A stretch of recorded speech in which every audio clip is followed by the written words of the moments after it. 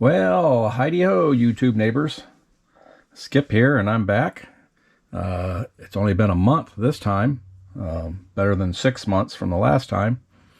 I'm getting better. I have been tinkering around here on the bench, and I just wanted to do a mail call and a little bench update. Let you know I ain't been totally slacking off. So, of course, let's do the mail call.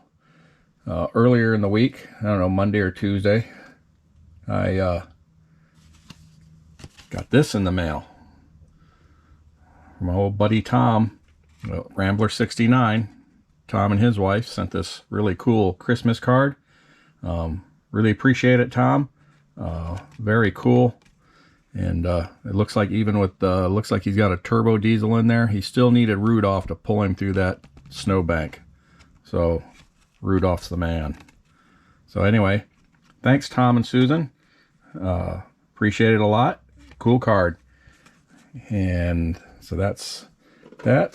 That's the only mail I have, because nobody sends me nothing.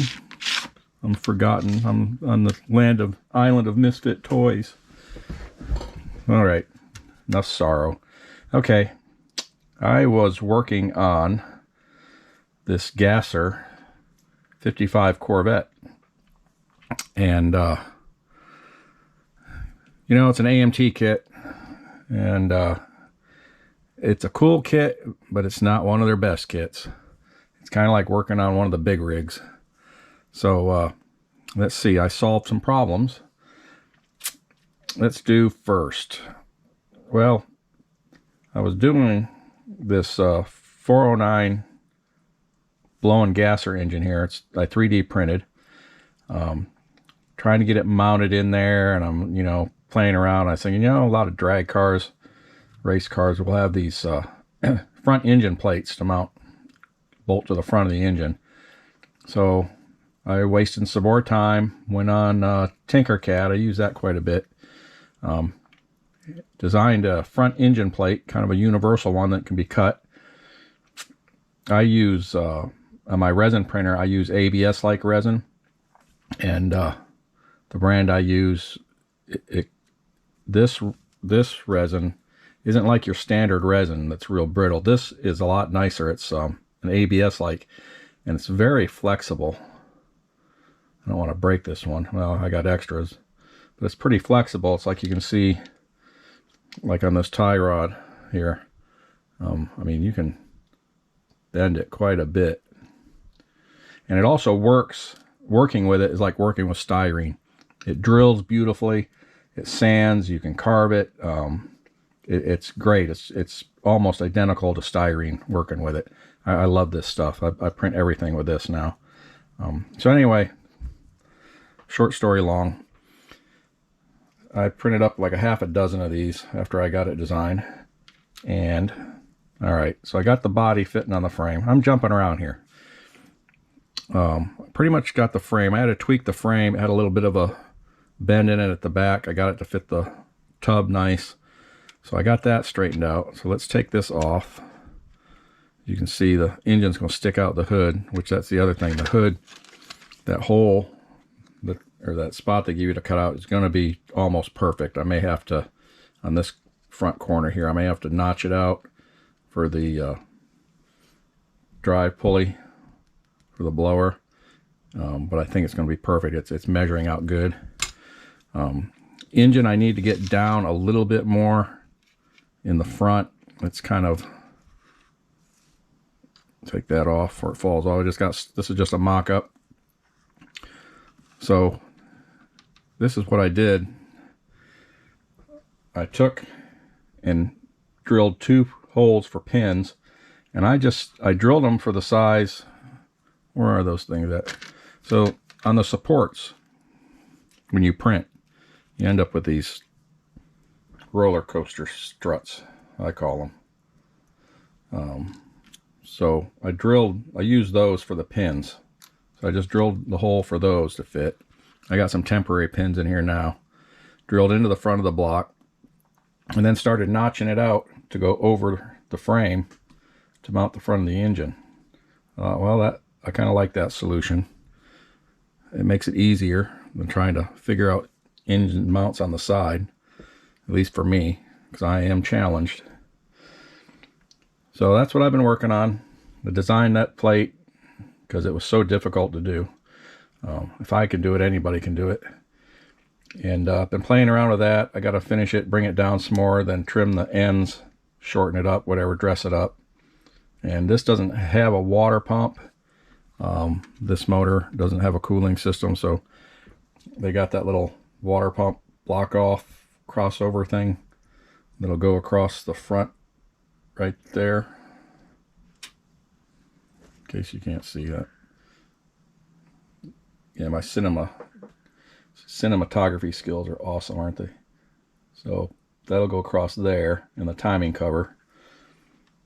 And that's pretty much it about the engine. Just a 3D printed 409, got a 4-speed, so that's fitting in there pretty good. I may have to trim the inside of the tub a little for that shifter arm right there, just a skosh, a smidgen, whatever form of measurement you use. Now on the body, this tub, to fit up in here, it had a huge gap on each side here where the tub comes up to the door. And see there, I got it fitting pretty good now. Maybe just tweak it just a little more. What I did is I spread that out, and see, you can see on this one here, this is the other Corvette I've been working on. I don't know if you can see that gap in there. You can actually stick the knife down through there easy on both sides. This side's even worse. And this body was worse than this one. So I wanted to get that pushed out. So I built me a little spreader, my little mechanical porta-power, and a 1/4-inch bolt, and a union nut, coupling nut, because it gives you a lot of thread. And as you can see, you can get some movement on it, make it longer, shorter. And what I did is I just wedged that right in between there.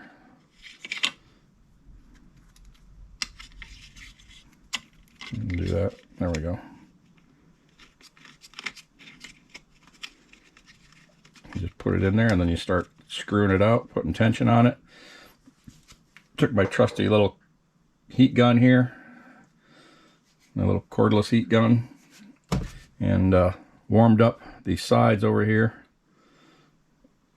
You know, where they were not melting, but they were pretty hot to the touch, and gave it a little extra snug, and put a little more tension on it, and then just let it cool.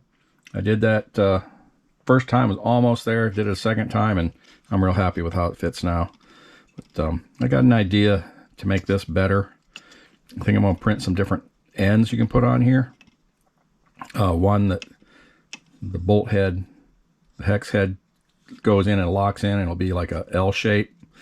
And then this end will actually just have a nub on it to go inside the nut. So when you spin the nut, it doesn't turn the piece there. It'll spin on it. And this one will stay stationary, not turn. And then you can actually, I think it'd work better. Anyway, that's another experiment. Another project with a 3D printer to waste some time on. But, yeah, so if I do something with that, I'll let you know. But this is pretty much pretty basic. Just get you a 1/4-inch bolt and a coupling nut. I actually made me up a little kit here.